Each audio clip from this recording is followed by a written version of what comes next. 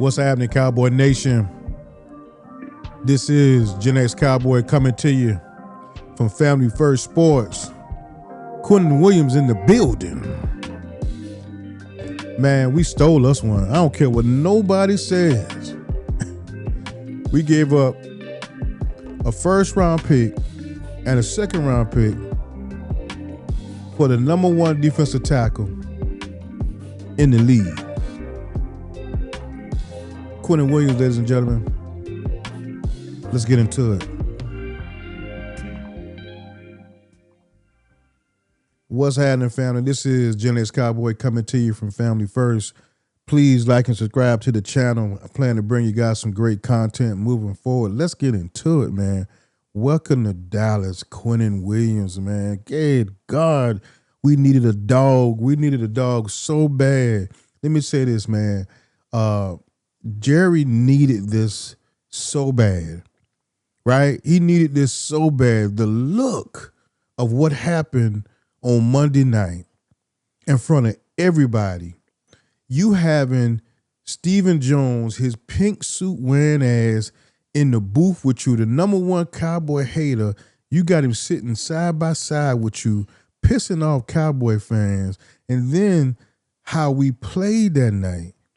And you are 80% responsible because of the talent that you put on the field. You needed something to inject hope into the Cowboys nation, and this did it. I'm gonna tell you, it did it. I don't care. See, you didn't inject so much hope that we don't even care if we win this season. We know we straight next season because of Quinnen Williams. We got a nucleus on defense that we can build around, right? Then you went and got Nolan. You actually had Logan Wilson first. You got Logan Wilson first. But we're going to get to slow down. We're going to get into it for a minute. I want you guys to hear Quinnen Williams on an interview that he in Dallas now. You know, he came and he had some things to say, man. He had some things to say in Dallas. And y'all check Quinnen Williams out, man. Dallas Morning News. Your thoughts on the trade? Were you surprised by it at all? I definitely was surprised by it. It's unbelievable, though, man, to be able to come to an organization with so much history, so much talent on the team, great ownership, and great group of guys in the locker room, and a great head coach, and the things that they guys are doing here. So I'm super happy to be a part of this. I'm super happy to be a part of this defensive line group that's super loaded and super talented with Quinnen Clark and O and Dante Fowler and Coach Aaron, man, it's unbelievable to go to work with those guys, and I'm looking forward to it. So after the trade, how much did Coach Cottonwood, White Cotton, call you and say, "Hey, get here"? We talked a little minute, man, and he's super ecstatic, man. But he know how I am. I'm one of those people, like I can't wait to get work because I feel like actions speak louder than words, and this organization taking a chance on me and trading for me give me the honor to come in and help this team win football games and do the best I can do to do my job. So you talked about lining up next to Kenny Clark and also Digizua. What are your thoughts on how all three you are going to be on the field, playing in more five-down fronts, and just your fit alongside them? Whatever my job is to do, man. I think that's most of the coach's job to figure out how that is going to happen. And like I said, they're two elite defensive tackles, man. Not great, I mean, all great and elite when it comes down to the things that they both do, man. I know Kenny Clark very well. I studied his film like no other when he was at Green Bay, and the two-tech rusher he did have. I love to see O do the things he's done recently the last 2 to 3 years, and the pass rush and the run stop that he has, and the disruptions that he has also, man. And you got Solomon Thomas in that room also, who I'm very familiar with, man. So I'm just super ecstatic to be a part of a group of guys that not only I can learn from, grow with, but work alongside. So what do you tell Dallas Cowboys fans the type of player that they're getting? I think for sure that's actions speak louder than words when it comes down to that statement. I hang my hat on being disruptive, being dominant, and rushing the passer. And also this year, man, I've been taking a step forward and stopping the run, man. I know I've been reading a lot of stuff and seeing a lot of stuff on Dallas on stopping the run, man. So having the opportunity to come here and help those guys out of that and just help turn this thing around when it comes down to that point is going to be unbelievable for me. And to learn from, like I said, from O and like Kenny Clark and the defensive line, in itself, man, is going to be unbelievable, man. And also show them and lean on them and teach them different things also. So I love that answer. He said action speaks louder than words. I love that answer. You know, he ain't trying to say what he gonna do. He told you a little bit about it, what he's about, but he said action speaks louder than words. And he's gonna learn from the guy. He said he studied Kenny Clark. So, you know, and I didn't realize this. Solomon Thomas and him played with the Jets together. And it means something when you play with somebody and you had success. The Jets defensive line was always active, right? They were the best part of the Jets. If you think about it, their defense, anytime you've been watching the Jets the past 3 to 4 years, you know their defensive line was a major factor of how that team was, even though they didn't have a lot of success as a team, but defense was always solid, right?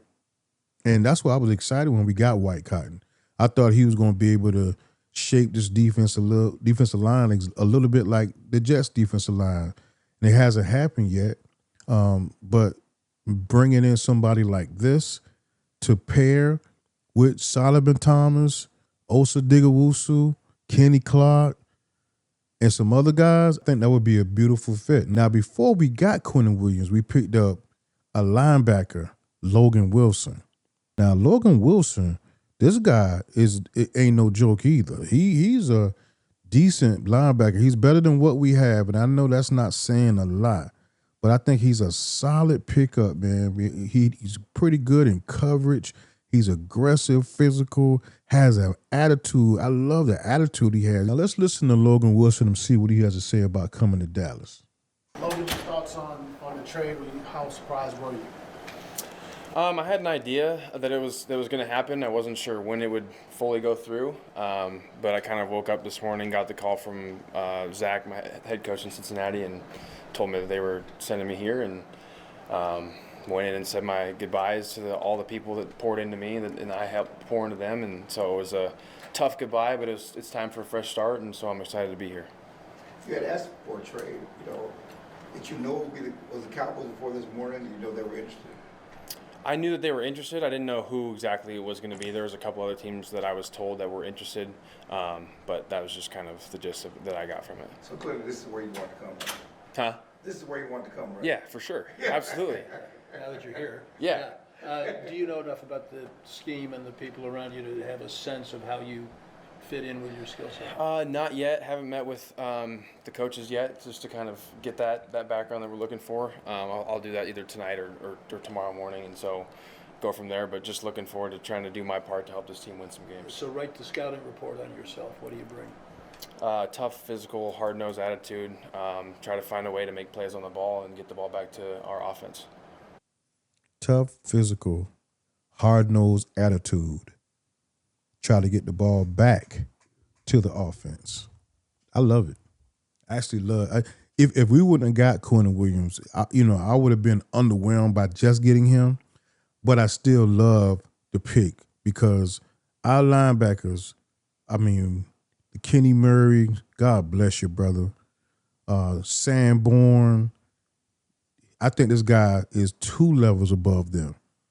All right, as far as physicalness, reading and reacting to plays, I think he is way 2 steps ahead of any of the linebackers that we have. So, great pickup, Jerry. I'm going to say Will McClay because I think Will McClay really is the engine. Jerry, he just give Jerry the information and Jerry makes the trade, and that's how that goes. So, but we give Jerry all the credit, like he really went and did the research, and he knows he did this, he did that. Now, he's just a guy who said yes, that's it. But there's some other guys who really did the actual footwork to go make this thing happen. So kudos to you guys. Now let's talk about the draft picks. This is really the most underrated thing that happened, right? We gave up a 2nd-round pick next year, right, in 2026, and a 1st rounder in 2027, which means we still got 2 number 1 picks. We still got 2. So we got Quinnen Williams, right? Logan Wilson, Kenny Clark, and still got 2 number 1s for this year. If y'all don't count that as a win, I don't know what to tell you. I really don't know what to tell you, man. That's a win. That's a big win. Kenny Clark, Quinnen Williams, Logan Wilson, and 2 number ones. That's what we got, basically, right? For trading Michael Parsons. That's what we got. I'll take it all day long. Twice on Sundays. All right? Let's keep that, all right? Now, let's talk a little bit about our cornerbacks, in particular, DaRon Bland. Listen, man, DaRon Bland just got paid 4 years, $96 million. I love this Quinnen Williams talk, but listen, guys, let's talk a little bit about what happened on Monday night. I know we don't want to talk about and focusing on that. We don't have to, but we got to talk about DaRon Bland, man, and how he looked being our number one cornerback, and how Marvin Harrison Jr. dismantled him in front of millions of people. I mean, they just picked on him, right? And I need them to fix that. I don't know if Quinnen Williams and Logan Wilson can fix that. It was terrible. It was embarrassing that our number one cornerback was being eaten alive. I've never seen that before. I've never seen a team that has their number one cornerback, the one you just paid money to, get abused the way he was abused. And I don't know how that's going to get fixed. That gets fixed with pass rush, right? Thank God the rookie is starting to get it, right? He's starting to get a little momentum going. As a Raku, he's starting to get a little momentum going. But we need a pass rush to help DaRon Bland, because if we don't have a pass rush, and we had a pass rush on Monday night, a decent pass rush, but it didn't help DaRon Bland, because DaRon Bland was toast that night, man. He has to work on his covering skills, his footwork. You got to redeem yourself, man. So I'm looking for him to have a big game next week. I really do, because that's not DaRon Bland. Now, let me tell you a few things. This Quinnen Williams, this Logan Wilson thing cannot fix right now. This needs to be fixed internally, and I don't know how we're going to do it. But let's talk about the offensive line. Let's talk about our tackles. Terrence Steele, Tyler Guyton. Guys looked terrible Monday night. Terrible Monday night. Right? And we played against a team that's not known to be a big pass rushing team. They got decent players. You know, Sweat ain't no slouch. Khalil Campbell ain't no slouch. But you're going to play better teams that have better pass rush, and you let these guys dominate you. Terrence Steele, Shotty can say all he want to say about how he took him out the game because he had migraines, and no, you took him out because he was playing bad. That's why you did that. We have to fix this offensive line. Booker, Tyler Smith even he really got took to pieces by Walter Nolan this Monday night. See, that stuff can't get fixed by Quinnen Williams. You know what I'm saying? Shotty going to have to do a better job of coaching. Our offensive line coach going to have to do a better job of teaching. It looked bad Monday night. And we need to fix that. Now, let's move on. Focus on the pass rush. Ezra is coming into his own. I'm telling you right now, this time next year, this guy should be similar. I ain't gonna call him Michael Parsons, but he looks like a baby Michael Parsons a little bit to me, right? We might don't have the Michael Parsons that we just got traded, but he's getting there. This dude, I saw some moves that he did Monday night, man. He just went around a guy like it was nothing. He's getting it. Now let's talk about Matt Eberflus. Matt Eberflus, this is your final chance. Brother, everybody who you coached this year has taken a step back. Osa isn't playing good. Nobody's playing good. DaRon Bland, everybody has taken a step back from where they were before. When Zimmer was here, when Dan Quinn was here, these guys were decent.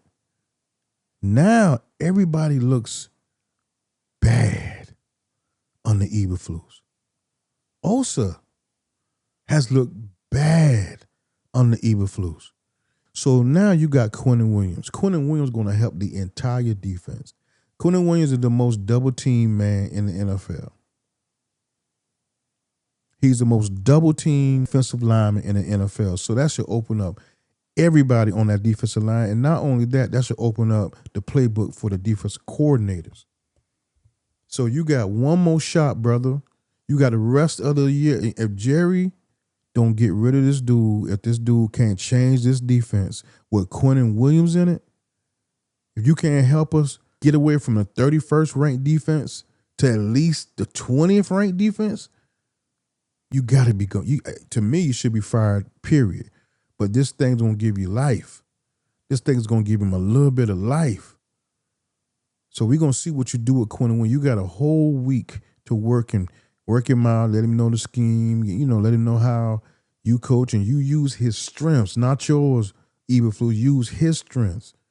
Anybody can do that with this cat, man.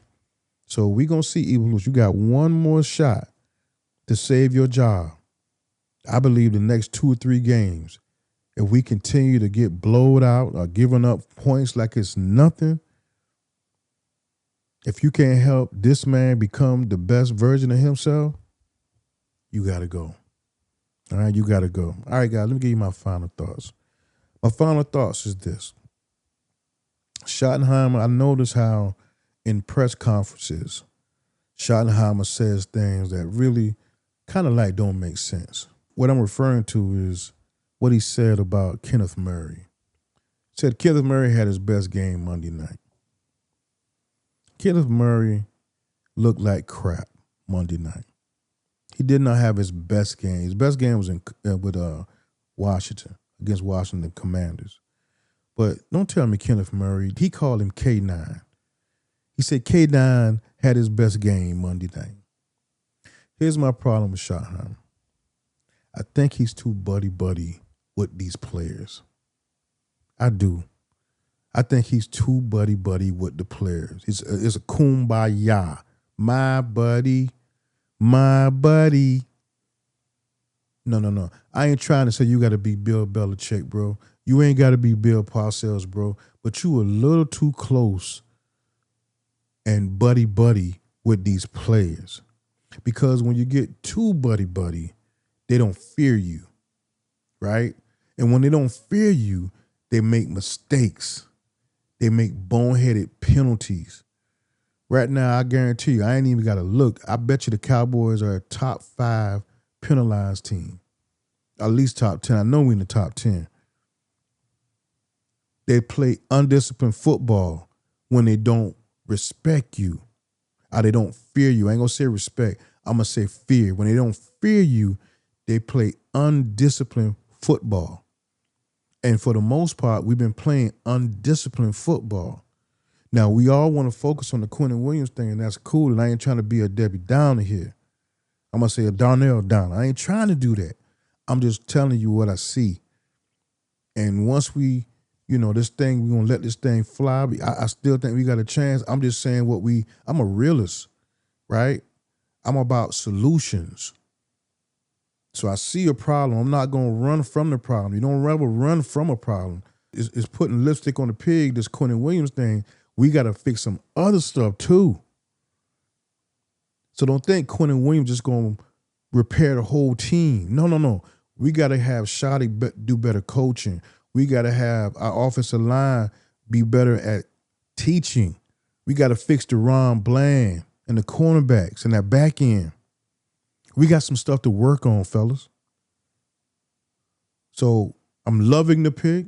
I'm crazy about what Jerry did, getting these acquisitions for the future. I'm not giving up on the season yet either.